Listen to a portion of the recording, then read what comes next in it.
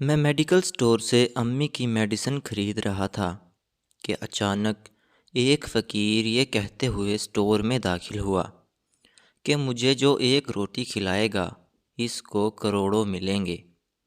Store کے مالک نے غصے سے فقیر کو دیکھا اور باہر نکال دیا۔ مجھے فقیر کے حال پر بہت ترس آیا، تو میں نے قریب بنے ہوٹل میں اس فقیر کو بٹھایا اور اس کے کھانے کے پیسے ادا کیے۔ پھر گھر آ گیا، مگر جیسے ہی گھر میں قدم رکھا بے ساختہ زبان سے اللہ کی صدا بلند ہو گئی، کیونکہ تپتی دھوپ میں چپل گھسیٹتے آج میں اسکول سے پیدل واپس آ رہا تھا۔ جاتے وقت تو مجھے لفٹ مل گئی تھی، مگر واپسی پر تو کوئی لفٹ ہی نہیں دے رہا تھا۔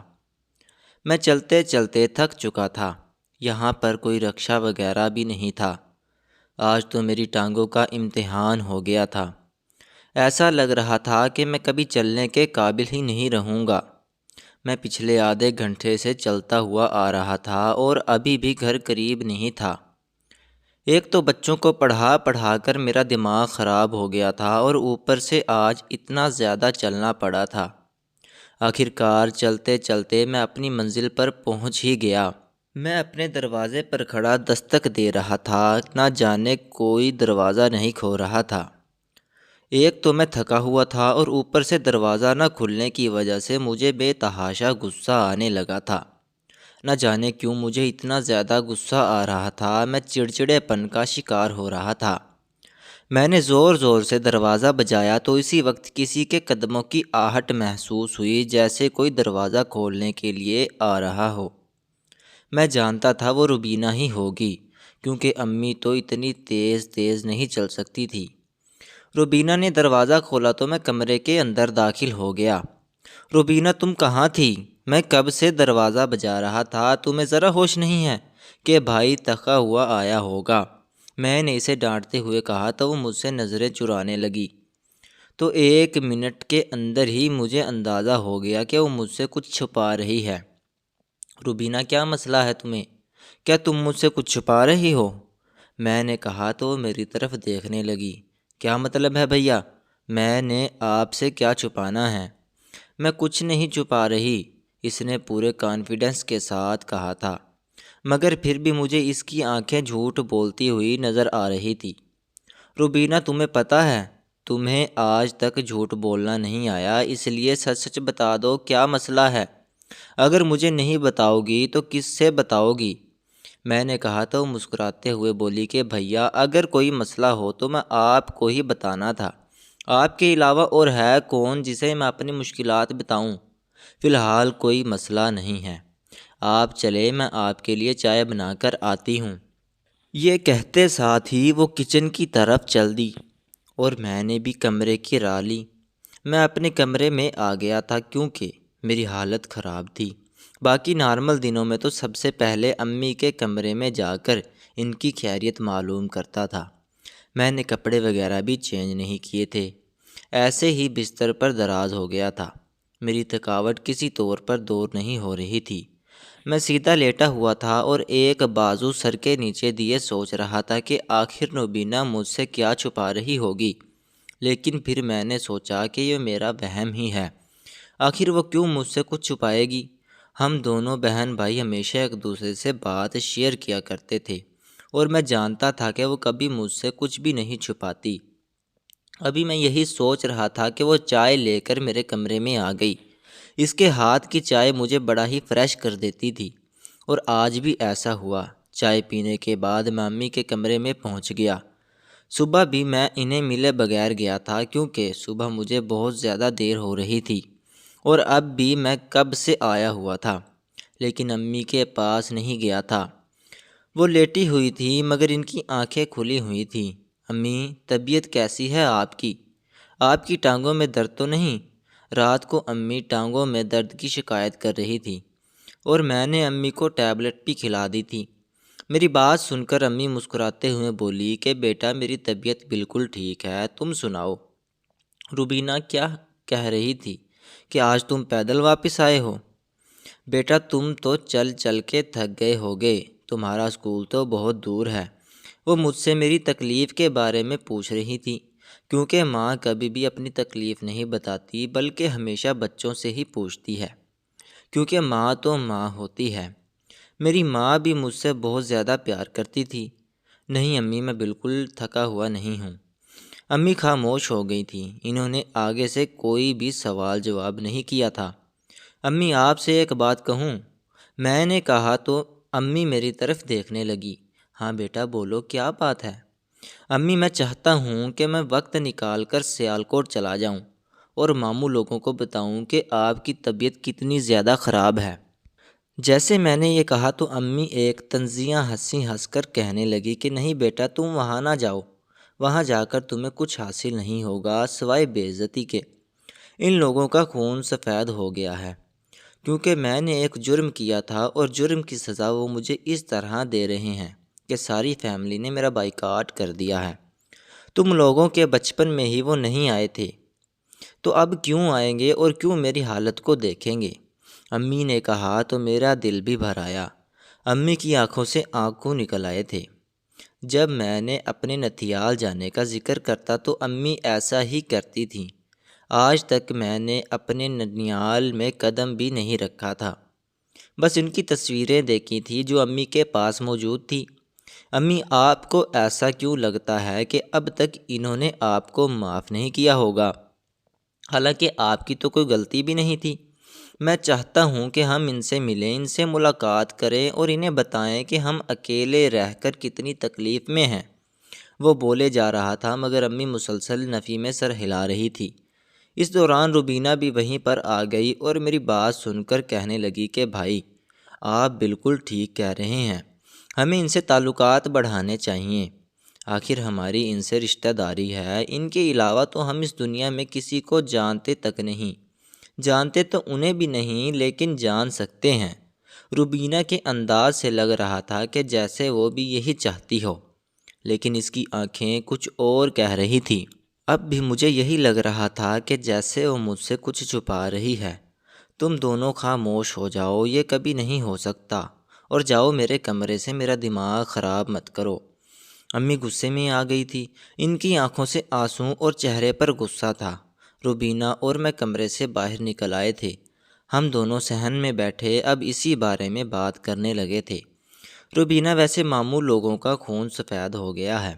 آخر امی نے ایسا بھی کیا قصور کیا کہ انہوں نے امی کو خاندان سے علیحدہ کر دیا اور آج تک خبر بھی نہیں لی؟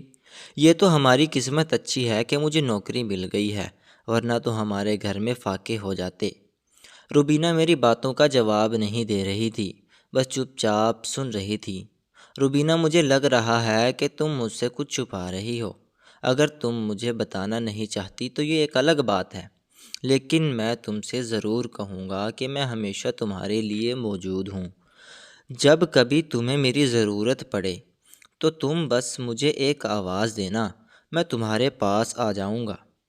بابا تو ہیں نہیں، اب امی اور تمہاری ذمہ داری مجھ پر ہے، اور میں نہیں چاہتا کہ تم کسی تکلیف سے بالکل تنہا گزرو۔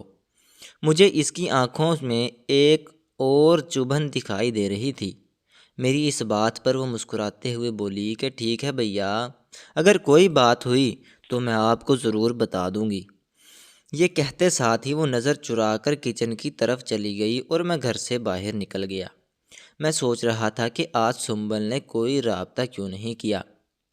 پہلے تو کوئی بھی دن ایسا نہیں گزرا تھا کہ وہ مجھ سے کوئی رابطہ نہ کیا ہو، بھلے ہی وہ چھٹیاں گزارنے کے لیے اپنے گھر گئی ہوئی تھی، لیکن پھر بھی موبائل تو تھا اس کے پاس۔ ابھی میں یہی سوچ رہا تھا کہ اچانک سے موبائل پر میسج کی پیپ ہوئی۔ میں نے موبائل جیب سے نکال کر میسج دیکھا تو وہ سنبل کا ہی تھا، جو کہہ رہی تھی کہ میں اپنا موبائل بند کر رہی ہوں، یہاں پر کسی کو بھی معلوم نہیں ہے کہ میرے پاس موبائل ہے۔ جب میں ہاسٹل جاؤں گی تو پھر ہی آپ سے بات کروں گی۔ بس اس کا ایک ہی میسج تھا، اس کے بعد بھی میسج کیا مگر وہ سین نہیں ہوا۔ اس کا یہی مطلب تھا کہ وہ اپنا موبائل بند کر چکی ہے۔ اس نے پورے ایک ہفتے بعد آنا تھا اور یہ ایک ہفتہ مجھ پر قیامت کی طرح گزرنا تھا۔ ہم دونوں 1 سال سے ریلیشن شپ میں تھے، مگر ابھی تک ہم دونوں اتنا آگے نہیں بڑھے تھے کہ ہم دونوں رشتے کی بات چلا پاتے۔ شاید وہ بھی اپنے گھر بات کرنے سے گھبرا رہی تھی، اور میں نے بھی امی کو کچھ نہیں بتایا تھا۔ میں نے سوچا تھا کہ پہلے میں روبینہ سے شادی کروں گا، اس کے بعد ہی اپنی شادی کروں گا۔ بھلے وہ مجھ سے 2 سال چھوٹی تھی، لیکن پھر بھی میں چاہتا تھا کہ پہلے میں اپنی بہن کا فرض ادا کروں، اور اب تو ویسے بھی میرا دل عجیب سا ہو رہا تھا۔ میں نے 1 ہفتہ سنبل سے بات کیے بغیر گزارنا تھا، اور یہ میرا بہت بڑا امتحان تھا، لیکن اس امتحان میں مجھے گزرنا ہی تھا۔ وقت گزرتا جا رہا تھا، اور پھر رات کو کھانا کھانے کے بعد میں نے روبینہ امی کے کمرے میں بیٹھے پھر سے یہی ضد باندھے بیٹھے تھے کہ ہمیں 25 سال کی پرانی ساری باتیں بتائیں، اور امی کہہ رہی تھی کہ میرا بولنے کو بالکل بھی دل نہیں چاہ رہا، میں تھکی ہوئی ہوں، مجھے نیند آ رہی ہے، تم لوگ مجھے سونے کیوں نہیں دے رہے؟ امی ہر وقت ہی ایسا بہانہ بنا دیتی تھی۔ بس انہوں نے ہمیں ایک ہی بات بتائی تھی، اور یہ بات انہوں نے ہمیں ہمارے بچپن میں ہی بتا دی تھی کہ ہم زندگی میں کبھی بھی اپنے ننیال والوں کو نہیں مل سکتے، کیونکہ انہوں نے امی کے ساتھ بائیکاٹ کر دیا ہے۔ امی نے آج تک ہمیں یہ نہیں بتایا تھا کہ انہوں نے کس وجہ سے بائیکاٹ کیا ہے۔ امی بس یہی کہتی تھی کہ مجھ سے کوئی غلطی ہوئی تھی، جس کی سزا میں آج تک بھگت رہی ہوں۔ تو کبھی کبھی وہ کہتی کہ میری غلطی تو نہیں تھی، بس ان لوگوں نے مجھے بنا کسی جرم کے سزا دے دی۔ امی آج آپ کو ہمیں بتانا ہی ہوگا کہ آخر ماموں لوگوں نے آپ لوگوں سے میل جول کیوں نہیں رکھا؟ خیر، آپ ان کی بہن ہیں، جیسے آپ بتاتی ہیں کہ وہ بہت زیادہ امیر ہیں، تو انہیں آپ کی خبر گیری کرنی چاہیے تھی کہ آپ کہاں زندگی گزار رہی ہیں۔ میں نے کہا تو امی مسکراتے ہوئے بولی کہ بیٹا، مجھے پیسوں کی کوئی ضرورت نہیں ہے، میرے لیے جو کچھ بھی ہے وہی کافی ہے، لیکن میرا دل پھٹتا ہے جب میں یہ یاد کرتی ہوں کہ میرے کیا جنازے کو کاندھے دینے کے لیے بھی میرے بھائی نہیں ہوں گے۔ یہ بات کر کے امی دوپٹے میں منہ چھپا کر پھوٹ پھوٹ کر رونے لگتیں، اور میں اور ربینہ بھی ایموشنل ہو گئے تھے۔ ہم دونوں چارپائی سے اٹھے اور امی کے پاس پہنچ گئے۔ امی، یہ آپ کیسی باتیں کر رہی ہیں؟ آپ پلیز ایسی باتیں مت کیا کریں، ہمارا دل دکھتا ہے، اللہ نہ کرے کہ آپ کو کچھ ہو۔ بس ہم آپ دوبارہ آپ سے ماموں کی بات نہیں کریں گے، بس ہم ان کے لیے مر چکے ہیں اور وہ ہمارے لیے مر چکے ہیں۔ جب ہم نے کبھی انہیں دیکھا ہی نہیں ہے تو ہم کیوں ان کی بات کریں؟ میں بولے جا رہا تھا، مگر امی خاموش نہیں ہو رہی تھی، وہ رو رہی تھی۔ وہ کہہ رہی تھی کہ بیٹا، تمہیں نہیں پتہ بہن بھائیوں سے جدائی کا غم کیسا ہوتا ہے۔ تم یہ سوچو کہ کبھی روبینہ تم سے علیحدہ ہو جائے، یا تم خود اسے علیحدہ کر دو، تو تمہیں کیسا محسوس ہوگا۔ جیسے ہی امی نے یہ کہا تو میری روح کانپ گئی۔ اب مجھے امی کے دکھ کا اندازہ ہوا تھا، لیکن میں ان کا دکھ دور نہیں کر سکتا تھا۔ روبینہ اور میں اسی وقت ڈیسائیڈ کیا کہ ہم دوبارہ سے امی سے اس بارے میں کوئی بھی بات نہیں کریں گے۔ روبینہ بھی اس بات پر حامی تو بھر لی تھی کہ وہ دوبارہ سے ماموں لوگوں کا ذکر نہیں کرے گی، لیکن اس کے چہرے پر عجیب سی خفگی آ گئی تھی، جس سے مجھے لگ رہا تھا کہ وہ کچھ اور چاہتی ہے۔ میں اپنے کمرے میں آ گیا تھا۔ امی اور روبینہ تو ایک ہی کمرے میں رہتی تھی۔ میں اپنے کمرے میں آ چکا تھا، مگر ابھی تک سویا نہیں تھا۔ میں کمرے میں ادھر سے ادھر ٹہلتے ہوئے یہ سوچ رہا تھا کہ کیسے امی سے ماموں لوگوں کا ایڈریس نکلواؤں، اور وہاں پر جا کر ان کو بتاؤں کہ امی کتنی تکلیف میں ہیں۔ لیکن کیا کرتا، امی نے بس یہی بتایا تھا کہ وہ لوگ سیالکوٹ میں رہتے ہیں۔ اس کے علاوہ امی نے کبھی کچھ نہیں بتایا تھا کہ ان کے نام کیا ہیں، ان کا ایڈریس کیا ہے۔ امی نے البم میں ہمیں تصویریں دکھائی تھیں جو امی کی شادی سے پہلے کی تھیں۔ میرے 2 ماموں اپنی بیویوں اور بچوں کے ساتھ کھڑے تھے۔ نانا نانی تو امی کی شادی سے پہلے ہی وفات پا گئے تھے۔ ان کی تصویریں بھی ہم نے دیکھی تھی، مگر وہ اس دنیا میں نہیں تھے، اور ہمارے لیے تو ماموں لوگ بھی اس دنیا میں نہیں رہے تھے۔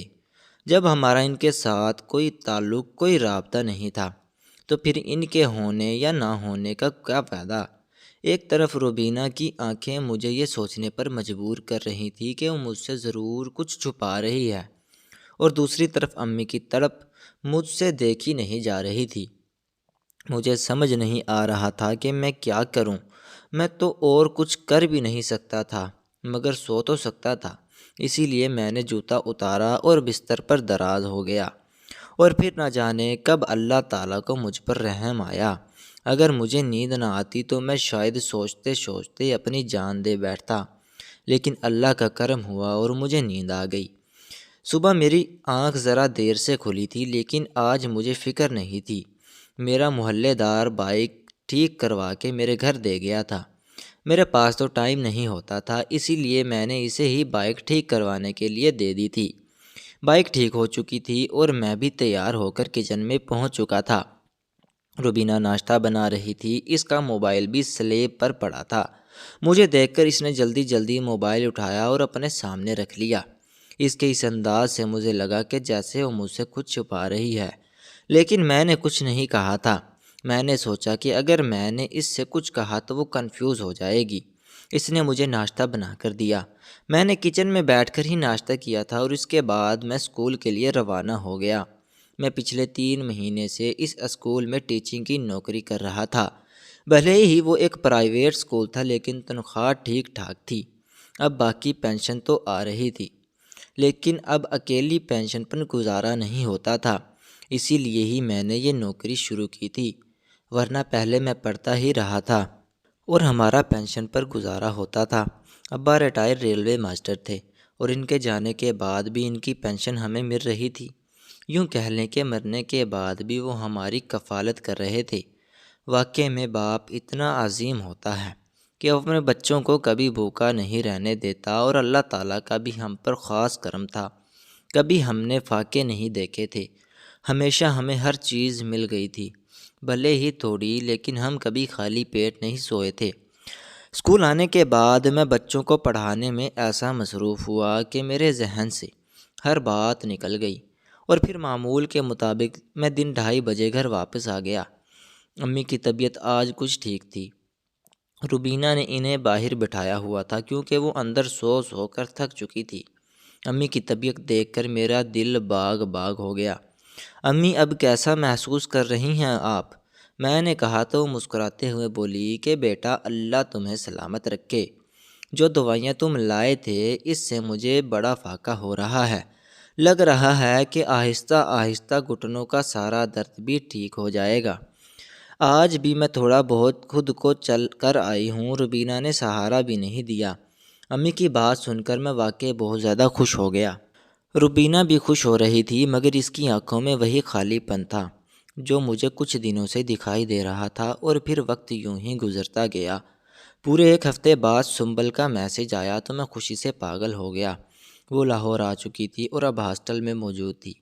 وہ مجھ سے کہہ رہی تھی کہ میں اس سے ملنے کے لیے آؤں، لیکن شام ہونے والی تھی، اسی لیے میں نے کہا کہ آج نہیں کل ملتے ہیں، تو اس بات پر وہ ناراض ہو گئی۔ بڑی ہی موڑی تھی۔ اس کی ناراضگی میں ہمیشہ سے دور کرتا آ رہا تھا، اور میں جانتا تھا کہ اسے کس طرح منانا ہے۔ میں نے اسے میسج کر دیا تھا کہ کل اتوار کا دن ہے، ہم کل ملیں گے۔ آج شام ہو گئی ہے، میں بالکل بھی نہیں آ سکتا، اور میں سے رات کو نہیں نکلتا کیونکہ امی اور روبینہ گھر پر اکیلی ہو جاتی تھی۔ کھانا وغیرہ کھانے کے بعد میں اپنے کمرے میں آ گیا اور سنبل کو کال ملانے لگا، مگر وہ میری کال ریسیو نہیں کر رہی تھی۔ اس کے اس انداز پر مجھے بہت ہنسی آ گئی۔ وہ مجھے بات یاد آ گئی جب ایک مرتبہ یونیورسٹی میں وہ مجھ سے ناراض ہو گئی تھی اور 2 دن تک اس نے میری کال ریسیو نہیں کی تھی اور یونیورسٹی سے بھی چھٹی کر لی تھی۔ اس وقت میں اس کے لیے پاگل ہو گیا تھا اور اس کے ہاسٹل پہنچ گیا تھا، اور پھر بڑی مشکل سے میری اس سے ملاقات ہو پائی تھی۔ مگر اب تو نہ ہی میں یونیورسٹی جا سکتا تھا اور نہ ہی اس کے ہاسٹل، کیونکہ ہاسٹل پر پابندیاں بڑھ چکی تھی، اور یونیورسٹی میں جا کر کیا کرنا تھا۔ میں تو اپنی پڑھائی مکمل کر چکا تھا، وہ مجھ سے 1 سال جونیئر تھی۔ میری پڑھائی مکمل ہو گئی تھی، مگر ابھی تک وہ پڑھ رہی تھی۔ وہ کہتی تھی کہ میرا دل چاہتا ہے کہ میں ساری زندگی پڑھتی رہوں تاکہ میں ہمیشہ لاہور میں ہی رہوں۔ اگر میں واپس سیالکوٹ چلی گئی تو میرا آپ کے ساتھ رابطہ بالکل ختم ہو جائے گا۔ مجھے حیرت ہوئی تھی کہ آج کل کے دور میں بھی اس کے گھر والے چاہتے ہیں کہ وہ موبائل استعمال نہ کرے۔ اس نے موبائل گھر والوں سے چھپا کر رکھا ہوا تھا، جو اس نے اپنی پاکٹ منی سے بچا کر خریدا ہوا تھا۔ وہ میری کال ریسیو تو نہیں کر رہی تھی، مگر میں نے اسے ایک میسج کر دیا کہ جانے من جتنا ناراض ہونا ہے ہو لو، کل صبح سویرے ہم ناشتہ پوائنٹ پر ملیں گے، اور مجھے پتہ ہے کہ تم ضرور آؤ گی، کیونکہ تم نے مجھے کبھی مایوس نہیں کیا۔ یہ میسج میں نے اسے کر دیا تھا، اور میں جانتا تھا کہ صبح 8 بجے ناشتہ پوائنٹ پر موجود ہوگی، کیونکہ جب بھی میں اسے کہتا تھا کہ تم مجھے مایوس نہیں کرو گی، تو وہ واقعی ہی مجھے مایوس نہیں کرتی تھی۔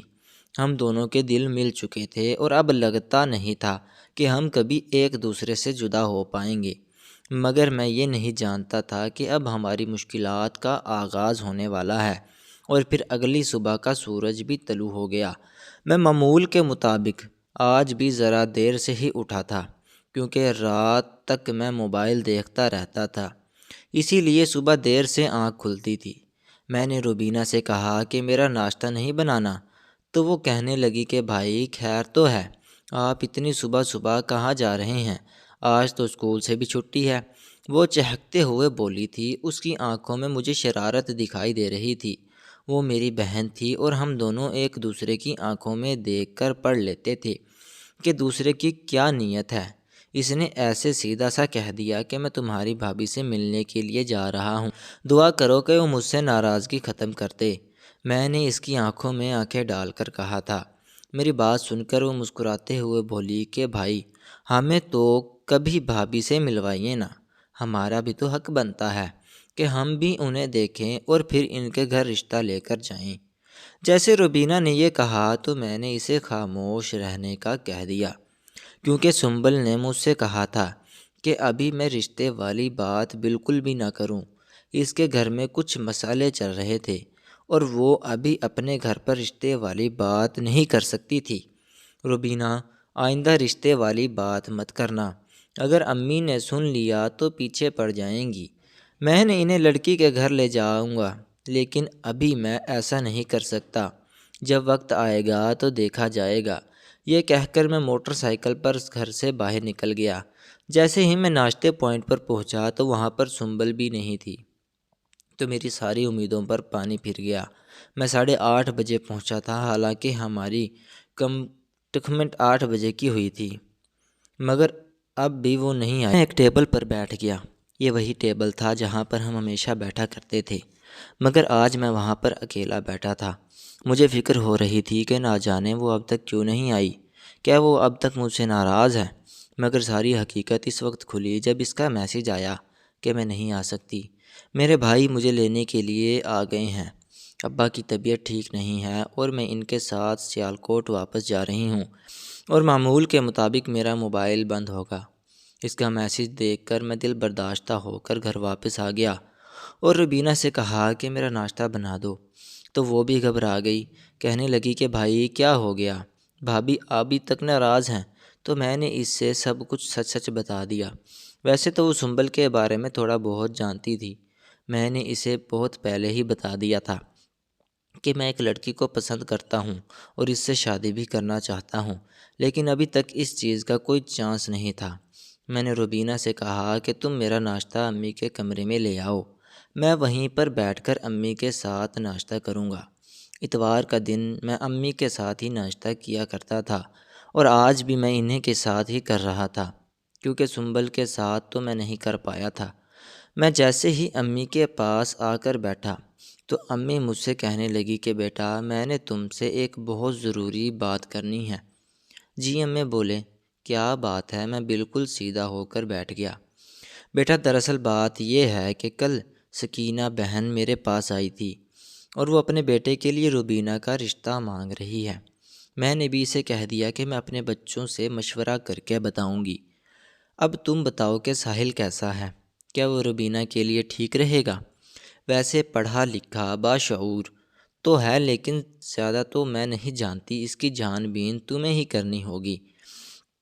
جیسے ہی امی نے کہا تو میرے چہرے پر مسکراہٹ آ گئی۔ ساحل ایک اچھا لڑکا تھا، اور اس سے اچھی طرح میں جانتا تھا۔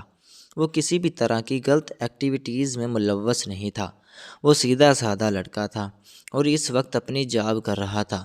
امی، مجھے تو ساحل بالکل ٹھیک لگتا ہے، لیکن میں یہ کہوں گا کہ آپ پہلے روبینہ سے پوچھ لیں، یہ نہ ہو کہ اسے کوئی مسئلہ ہو۔ میں نے کہا تو امی مسکراتے ہوئے بولی کہ بیٹا، تمہیں کیا لگتا ہے کہ میں اس سے نہیں پوچھوں گی؟ میں اس سے ضرور پوچھوں گی۔ میں نہیں چاہتی کہ کل کلاں کو میری بچی کو کوئی مسئلہ ہو، لیکن میں پہلے تم سے پوچھنا چاہ رہی تھی کہ لڑکا کیسا ہے، کیونکہ میں نے تو اسے اس وقت ہی دیکھا جب وہ ہمارے گھر آتا ہے۔ باہر کی تو دنیا میں نہیں دیکھی، مگر تم مرد ہو، تم تو باہر آتے جاتے ہو، کیا کبھی اس کی کوئی بات سنی ہے؟ امی مجھ سے تفصیل مانگ رہی تھی۔ میں نے بھی انہیں ساری تفصیل دے دی کہ ایسی کوئی بات نہیں ہے، وہ واقعی ایک اچھا لڑکا ہے اور مجھے لگتا ہے کہ روبینہ اسے پسند کر لے گی۔ اگر آپ کہیں تو میں ابھی روبینہ سے پوچھوں؟ میں نے کہا تو امی کہنے لگی، میں اس سے علیحدگی میں پوچھوں گی، کہیں وہ تم سے شرما نہ جائے۔ تو میں نے بھی کہہ دیا کہ ٹھیک ہے۔ تھوڑی دیر بعد روبینہ ناشتہ لے کر آ گئی اور پھر ہم تینوں نے مل کر ناشتہ کیا۔ ناشتہ کرنے کے بعد وہ برتن اٹھا کر باہر چلی گئی تھی اور میں بھی اس کے پیچھے پیچھے کچن میں پہنچ گیا تھا۔ روبینہ، مجھے تم سے ایک بات کرنی ہے۔ دراصل امی تمہارا رشتہ کرنا چاہ رہی ہیں، اسی لیے انہوں نے مجھ سے کہا ہے کہ میں تم سے پوچھوں۔ جیسے میں نے کہا تو روبینہ کے چہرے کی رنگت فک ہو گئی اور ایک لمحہ کے لیے مجھے لگا جیسے وہ کسی کو پسند کرتی ہو اور اس سے اس ساری امیدوں پر پانی پھر گیا ہو۔ لیکن اس نے بھی سوچ رکھا تھا کہ میں اپنی بہن پر کوئی زور و زبردستی نہیں کروں گا۔ میں بھی سنبل کو پسند کرتا تھا اور اس سے شادی کرنا چاہتا تھا، اور میں نے روبینہ کا حق سمجھتا تھا کہ وہ اپنی مرضی سے شادی کرے۔ روبینہ، کیا ہوا؟ کیا تم کسی کو پسند کرتی ہو؟ میں نے کہا تو وہ نفی میں سر ہلانے لگی۔ اس کی آنکھوں میں نمی آ گئی تھی، وہ مجھ سے نظریں نہیں ملا پا رہی تھی۔ وہ اتنی زیادہ باعزت اور شعور مند تھی کہ اپنے بھائی کے سامنے منہ پھاڑ کر یہ نہیں کہہ رہی تھی کہ میں کسی کو پسند کرتی ہوں، لیکن اس کے انداز سے میں سمجھ گیا تھا کہ وہ ضرور کسی کو پسند کرتی ہے۔ روبینہ، کیا ہوا ہے؟ اگر تم کسی کو پسند کرتی ہو تو بلا جھجک مجھے بتا دو۔ میں کوئی ٹپکل مرد نہیں ہوں جو تمہیں مارنے پیٹنے لگ جاؤں گا۔ یہ تمہارا حق ہے اور میں تمہارا حق دلا کر رہوں گا۔ میں نے کہا تو وہ روتے ہوئے بولی کہ بھیا بس آپ رہنے دیں اس بات کو، مجھے لگتا ہے کہ آپ لوگوں کو ساحل اچھا نہیں لگے۔ ویسے ہی روبینہ نے یہ کہا تو میری ہنسی نکل گئی۔ ارے بدو، ساحل کا رشتہ تمہارے لیے پہلے سے ہی آیا ہوا ہے اور میں اس بارے میں تم سے بات کرنے کے لیے آیا تھا۔ تم تو بلا وجہ ہی رونے لگ گئیں۔ میں نے کہا تو وہ نم نگاہوں سے میری طرف دیکھنے لگی۔ اس کے چہرے پر ایک رونق آ گئی تھی۔ سچی بھائی، ساحل نے رشتہ بھجوا دیا؟ جیسے ہی اس نے یہ کہا تو میں نے اس بات میں سر ہلا دیا اور پھر اس نے مجھے ساری تفصیل بتائی کہ ساحل کہہ رہا تھا کہ وہ اپنی امی سے بات کرے گا، لیکن اسے ڈر تھا کہ اس کی امی نہیں مانے گی، اسی لیے وہ کب سے رشتے کی بات نہیں کر رہا تھا۔ لیکن اب اس نے رشتے کی بات بھی کر لی تھی اور اس کی امی ہمارے گھر بھی آ گئی تھی۔ روبینہ بہت زیادہ خوش ہو رہی تھی، لیکن ہم نہیں جانتے تھے کہ ہماری یہ خوشی غارت ہونے والی ہے۔ اگلے دن امی نے کال کر کے ثقیلہ خانہ کو گھر بلایا اور ہماری ہمسائی تھی۔ امی کے کال کرنے پر وہ دوڑی چلی آئی تھی۔ امی نے آج مجھے اسکول بھی سے چھٹی کروا لی تھی۔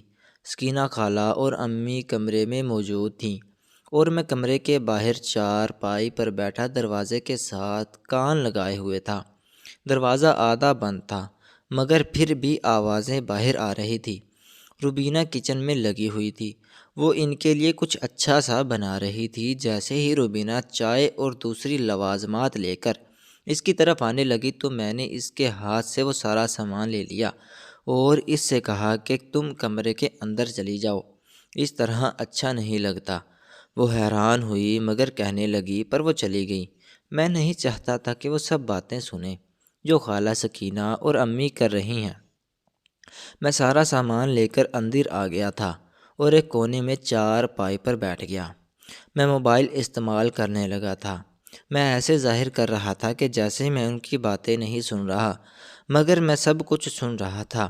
امی کو کوئی مسئلہ نہیں تھا، وہ مسکرائے جا رہی تھی، مگر مجھے بڑے مسئلے تھے۔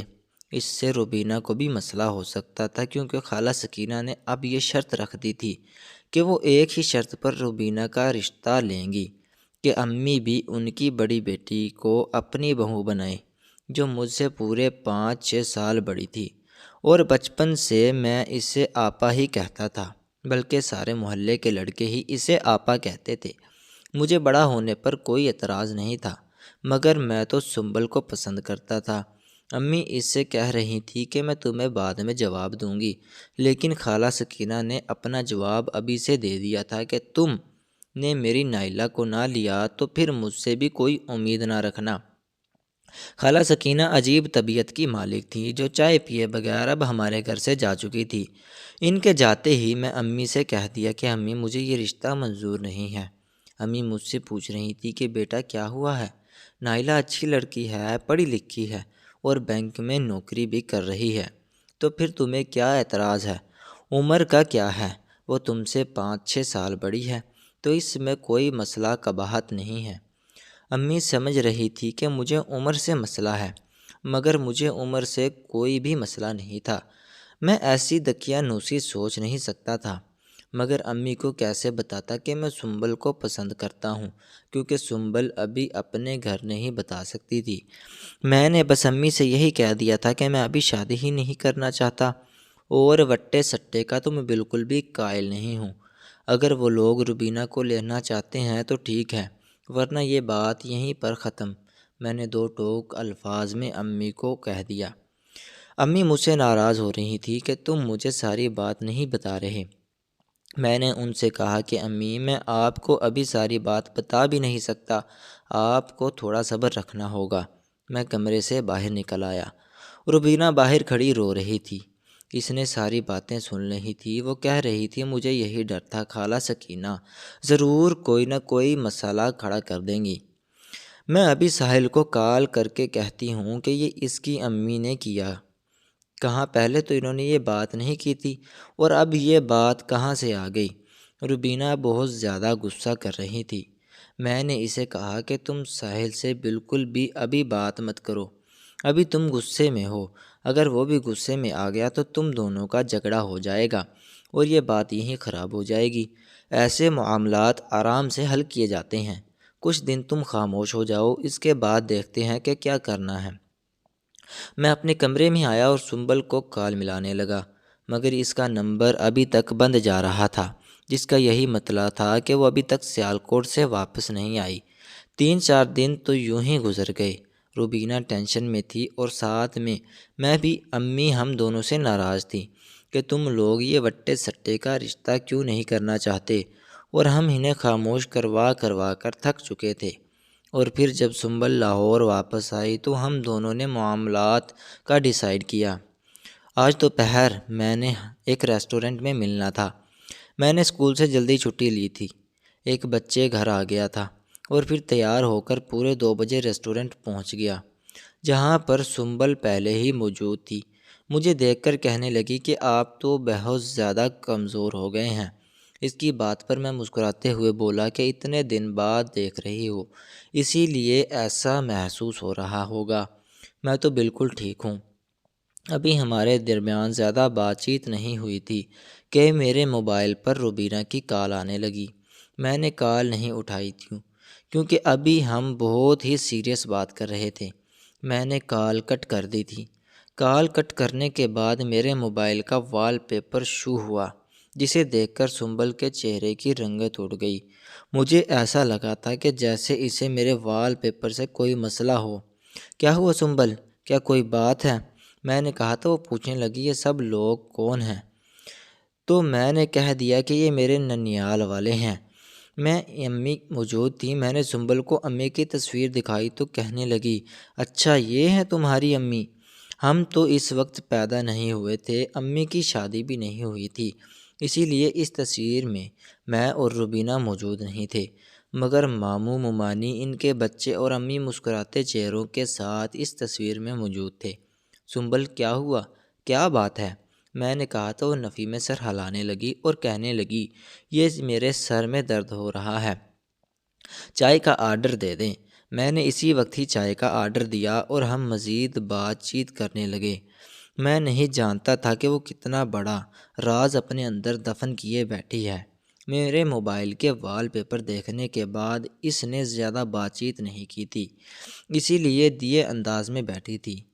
اور پھر چائے پینے کے بعد بڑی جلدی ہی وہاں سے چلی گئی۔ کہہ رہی تھی کہ میری کوئی کلاس ہے، حالانکہ یونیورسٹی ٹائمنگ ختم ہو چکی تھی۔ نہ جانے اسے کیا ہوا تھا۔ میں ایک عجیب الجھن میں آ گیا تھا۔ ایک طرف روبینہ گھر پر اداس پریشان بیٹھی رہتی تھی اور دوسری طرف امی ہم سے ناراض رہتی تھی، اور اب سنبل بھی بنا کچھ بتائے چلی گئی تھی۔ مجھے کچھ سمجھ نہیں آ رہی تھی کہ میں کیا کروں۔ میں تو ان تین خواتین میں پھنس کر رہ گیا تھا۔ مجھے ابا کی یاد آ رہتی تھی۔ ابا آج موجود ہوتے تو ہمیں مشکلات سے گزرنا نہ پڑتا اور نہ ہی اکیلا ہر چیز فیس کر رہا ہوتا۔ میں گھر پہنچا تو روبینہ نے رو رو کر اپنا برا حال کیا ہوا تھا۔ میرے پوچھنے پر کہنے لگی کہ ساحل نے کہا ہے کہ میں اپنی امی کے خلاف نہیں جا سکتا۔ میں نے اس سے کہا، تم رو کیوں رہی ہو؟ وہ ٹھیک ہی تو کہہ رہا ہے، کسی بھی بیٹے کو اپنی ماں کے خلاف نہیں جانا چاہیے۔ کیا تم چاہتی ہو کہ وہ اپنی ماں کے خلاف جا کر تم سے شادی کر لے؟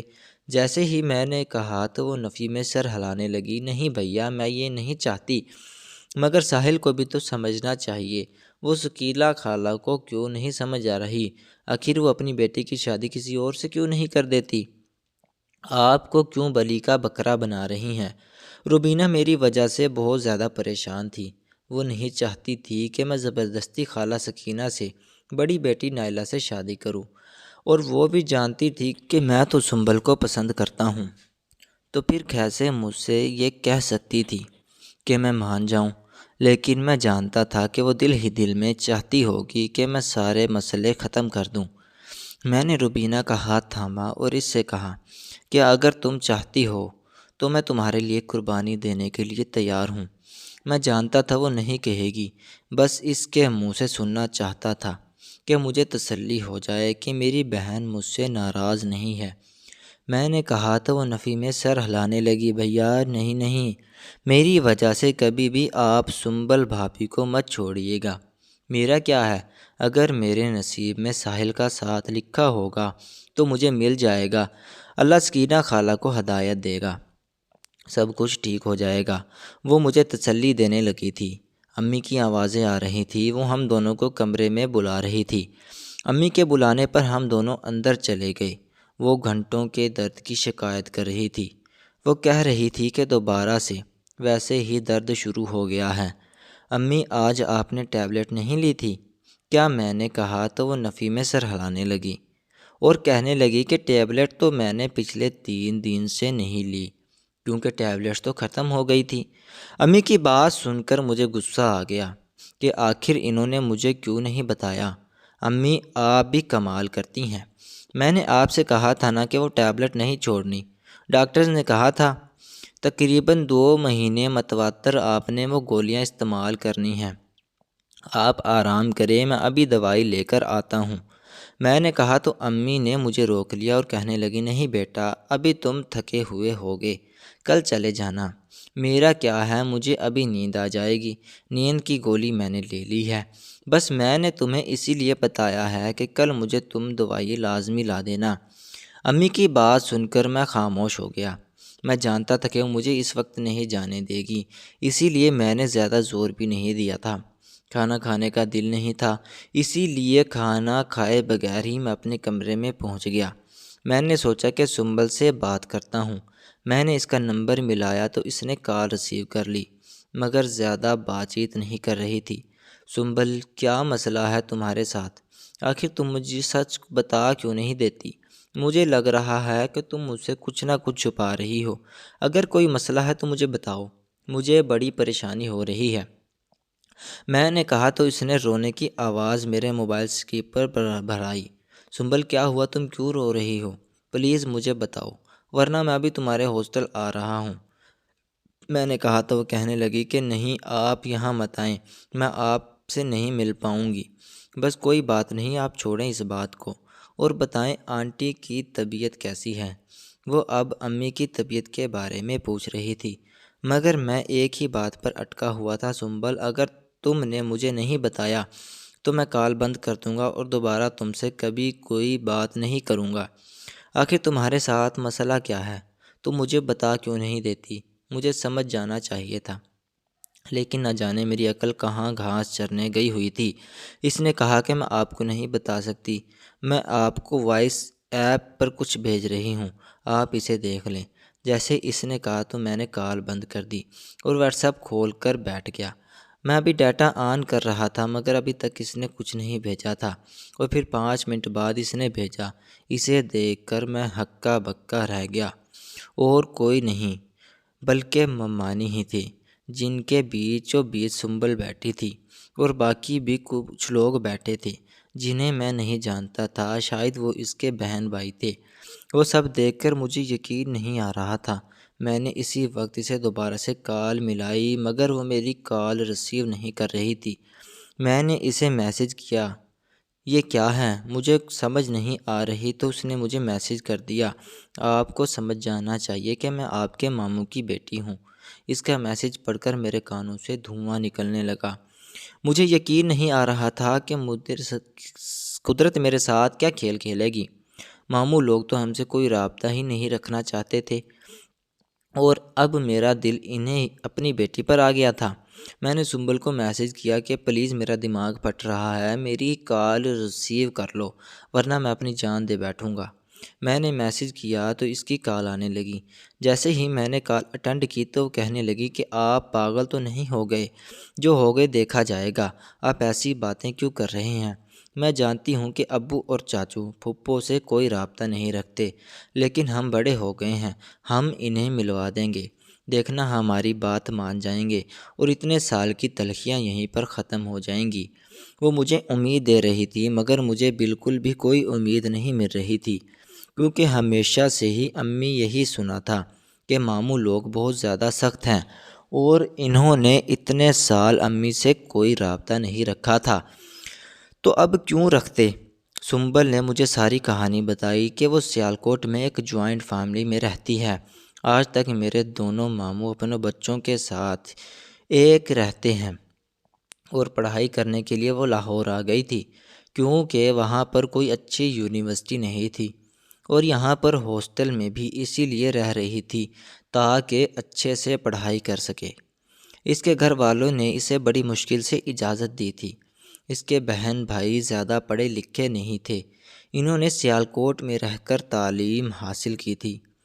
اسے بھی آنے کی اجازت نہیں تھی مگر پھر اجازت بڑی مشکل سے ملی، اور وہ اس شرط پر کہ وہ اپنے موبائل نہیں رکھے گی۔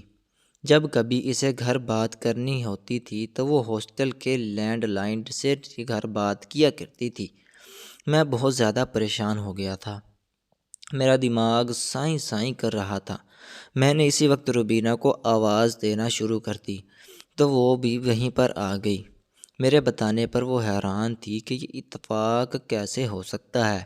اگر سنبل اس دن میرے موبائل کے وال پیپر پر لگی تصویر نہ دیکھتی تو شاید اسے کبھی بھی پتہ نہ چلتا۔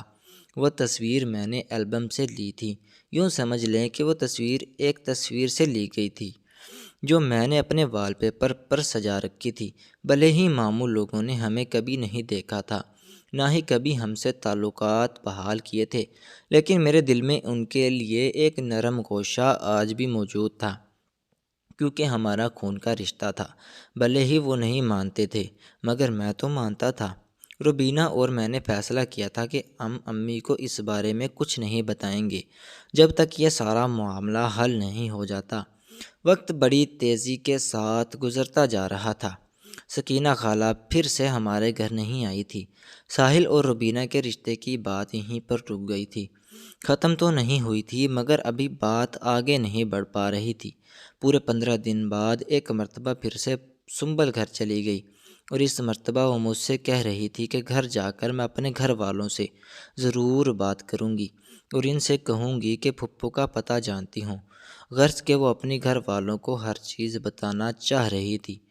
میں نے بھی اسے نہیں روکا تھا وہ کہہ رہی تھی کہ اس مرتبہ میں موبائل بھی ساتھ لے جاؤں گی اور وہاں پر جا کر تمہیں اطلاع دوں گی۔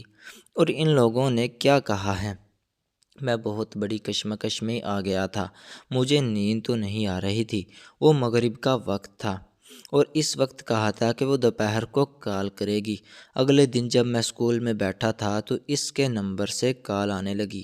میں نے کال اٹینڈ کی تو دوسری طرف کوئی اور نہیں، میری ممانی تھی۔ انہوں نے اپنا تعارف کروایا اور کہا تھا کہ خدا کا واسطہ میری بیٹی کا پیچھا چھوڑ دو ورنہ اس کا باپ اس کی جان لے لے گا۔ میں جانتی تھی کہ تم کلثوم کے بیٹے ہو، لیکن بیٹا ہم کوئی مراسم نہیں رکھ سکتے۔ یہ کہہ کر انہوں نے کال کاٹ دی۔ میں نے دوبارہ 1000 کالز کی مگر کسی نے بھی میری کالز نہیں اٹھائی۔ میرا سر درد کرنے لگا تھا۔ میں جلدی چھٹی لے کر گھر آ گیا اور 2-4 دن یوں ہی گزر گئے۔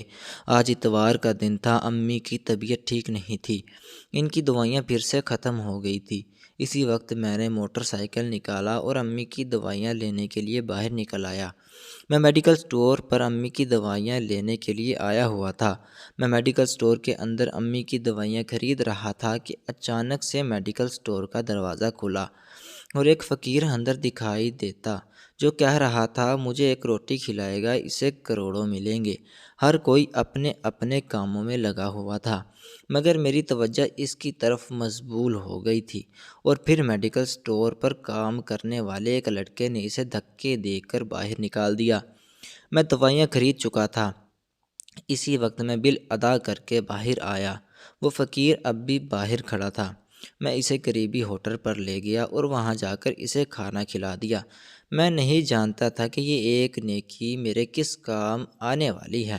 اور پھر جب میں گھر کے دروازے پر پہنچا تو دروازہ کھلا دیکھ کر میں حیران رہ گیا۔ ایسا پہلے کبھی نہیں ہوا تھا۔ ہماری گلی میں 2 بڑی بڑی گاڑیاں بھی کھڑی تھیں۔ میں بائک سمیت اندر پہنچا تو سامنے کا منظر دیکھ کر منہ سے اللہ کی صدا بلند ہو گئی۔ سامنے ہمارے وہ خونی رشتے کھڑے تھے جنہیں میں زندگی میں پہلی مرتبہ آمنے سامنے دیکھ رہا تھا۔ دونوں ماموں ممانیاں اور ان کے بچے آئے ہوئے تھے جو امی سے گلے مل رہے تھے۔ میں گیا تو بڑے ماموں نے مجھے بھی گلے سے لگا لیا۔ سنبل بھی ان کے ساتھ تھی اور اس کے دوسرے بہن بھائی اور کزن بھی موجود ہوتے تھے۔ مجھے کچھ سمجھ نہیں آ رہی تھی کہ یہ سب اتنی جلدی کیسے ہو گیا۔ پھر امی نے ماموں کے سامنے ہی ساری کہانی بتائی جو ماموں نے انہیں بتائی تھی۔ جیسے سن کر مجھے یقین تو نہیں آیا تھا کہ سچ تھا۔ روبینہ کچن میں لگی ہوئی تھی۔ سنبل بھی اس کے ساتھ ہیلپ کروانے کے لیے چلی گئی تھی اور ہم سب لوگ کمرے میں بیٹھے خوش گپیوں میں مصروف تھے۔ ماموں بار بار امی کے قدموں پر ہاتھ رکھتے اور کلثوم سے معاف کرنا، میں بنا کسی جرم کے تمہیں اتنی بڑا سزا دی کہ اتنے سال تم سے کوئی رابطہ ہی نہیں رکھا۔ اور امی بھی بار بار ان سے یہی کہہ رہی تھی کہ بھائی صاحب آپ مجھ سے معافی نہ مانگے، جو ہونا تھا ہو گیا۔ آج میں بہت خوش ہوں کہ مرنے سے پہلے میرے بھائی میرے گھر آ گئے ہیں اور پھر شام کو کھانا وغیرہ کھانے کے بعد وہ ہمارے گھر سے چلے گئے۔ وہ اپنی گاڑیوں میں آئے تھے۔ وہ بہت زیادہ امیر تھے، یہ تو امی ہمیں بتاتی ہی رہتی تھی، مگر مجھے یقین نہیں آ رہا تھا کہ ان کے پاس اتنی بڑی گاڑیاں بھی ہیں۔ وہ چلے گئے تھے اور پھر امی نے مجھے ساری کہانی پھر سے سنائی۔ دراصل ماموں نے ممانی اور سنبل کی باتیں سن لی تھی۔ سنبل نے پہلے اپنی امی کو ساری بات بتائی تھی مگر اس کی امی نے اسے روک دیا تھا کہ تم اپنے باپ سے یہ بات مت کرو، لیکن ماموں نے ان کے منہ سے یہ ساری بات سن لی اور اسی وقت ہی نہ جانے انہیں کیا ہوا کہ روتے ہوئے انہوں نے سنبل کو گلے سے لگا لیا اور کہنے لگے کہ مجھے یقین نہیں آ رہا کہ میری بیٹی اتنے سال بعد مجھے میری بہن سے ملا رہی ہے۔ اللہ تعالیٰ نے ان کے دل میں نرمی ڈال دی تھی۔ شاید وہ بھی اتنا عرصہ دور رہ کر تھک چکے تھے اور واقعی میں اپنی امی کو قصور نہیں تھا۔ آج ہمیں امی نے سب بتا دیا۔ دراصل یوں ہوا تھا کہ ماموں لوگوں نے ہی امی کا رشتہ ایک دوست سے طے کیا تھا، لیکن شادی سے 1 ہفتہ پہلے ماموں کی ابو کے ساتھ کوئی لڑائی ہو گئی تھی اور ماموں نے کہہ دیا تھا کہ وہ اپنی بہن سے شادی ابو سے نہیں کریں گے، لیکن ابو اور امی نے یہ فیصلہ کر لیا تھا کہ وہ طلاق نہیں کروائیں گے، کیونکہ نکاح تو ہو چکا تھا، بس رخصتی ہونی تھی۔ اور امی کا یہی جرم تھا کہ وہ اپنے شوہر کے ساتھ آ گئی تھی، اور اس کے بعد سارے خاندان کا ان سے بائیکاٹ کر لیا۔ سب یہی سمجھتے تھے کہ امی نے ابو کے ساتھ پہلے سے تعلقات قائم کر رکھے ہیں، حالانکہ نکاح سے پہلے انہوں نے ایک دوسرے کی شکل بھی نہیں دیکھی تھی۔ لیکن نکاح کے بعد امی یہ بالکل بھی نہیں چاہتی تھی کہ وہ طلاق کا داغ لگوا کر گھر بیٹھ جائیں اور اپنے شوہر کا کہا نہ مانیں۔ اسلام بھی تو ہمیں اس چیز کا درس دیتا ہے کہ جب نکاح ہو جائے تو پھر لڑکی مکمل طور پر مرد کے ذمے لگ جاتی ہے، اور لڑکی پر یہ فرض ہوتا ہے کہ وہ اپنے شوہر کا ہر حکم بجا لائے۔ اگر منگنی ہوئی ہوتی تو ایک اور بات تھی، لیکن امی ابو کا نکاح ہو گیا تھا، اسی لیے ہی امی نے ابو کو نہیں چھوڑا تھا۔ جو بھی تھا اب سب کچھ حل ہو گیا تھا، اور پھر پورے 15 دن بعد میرا اور سنبل کا نکاح ہو گیا۔ اب تک رخصتی نہیں ہوئی تھی کیونکہ سنبل ابھی پڑھ رہی تھی، اور یہ اسی کا فیصلہ تھا کہ وہ پڑھنے سے پہلے رخصتی نہیں کرنا چاہتی۔ اور دوسری طرف ساحل بھی اپنی امی کو منا کر پھر سے لے آیا تھا، اور ویسے بھی سارے محلے میں یہ بات پھیل گئی تھی کہ کلثوم کی اپنے بھائی کے ساتھ صلح ہو گئی ہے، اور سکینہ خالہ کو بھی پتہ چل گیا کہ میرا اور رشتہ کا سنبل ہو گیا ہے، اسی لیے وہ خاموش ہو گئی تھی۔ اور ویسے بھی ان کی ضد بلا وجہ کی تھی، انہوں نے بھی روبینہ کا ہاتھ مانگ لیا تھا، اور پھر رشتہ پکا ہو گیا تھا۔ ہمارے سارے مسئلے حل ہو گئے تھے۔ وقت بڑی تیزی کے ساتھ گزرتا جا رہا تھا، اور پھر پورے 6 ماہ بعد ہمارے گھر میں 2 شادیاں ایک ساتھ ہو گئیں۔ اس دن روبینہ بھی رخصت ہو کر ساحل کے گھر چلی گئی تھی، اور سنبل بھی ہمارے گھر آ گئی تھی۔ وہ میری زندگی کا حسین ترین دن تھا۔ مجھے تو یقین نہیں آ رہا تھا کہ یہ سب ہو چکا ہے۔ سنبل بھی بہت زیادہ خوش تھی، وہ بھی کہہ رہی تھی کہ مجھے تو خود سمجھ نہیں آ رہی کہ ابو اتنا زیادہ جذباتی کیوں ہو گئے تھے، حالانکہ آج سے پہلے انہوں نے کبھی بھی پھپھو کا ذکر اچھے الفاظ میں نہیں کیا تھا۔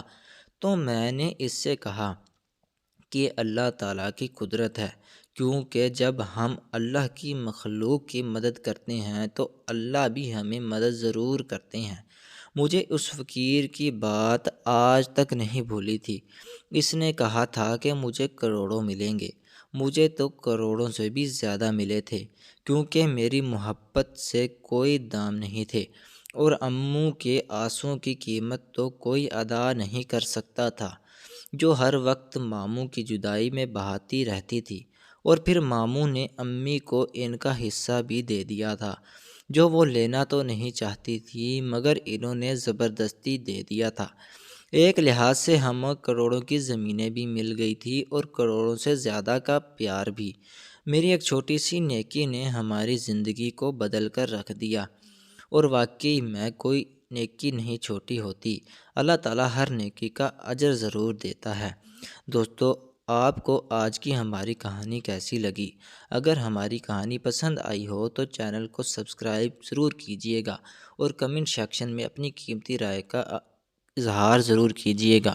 شکریہ، اللہ حافظ۔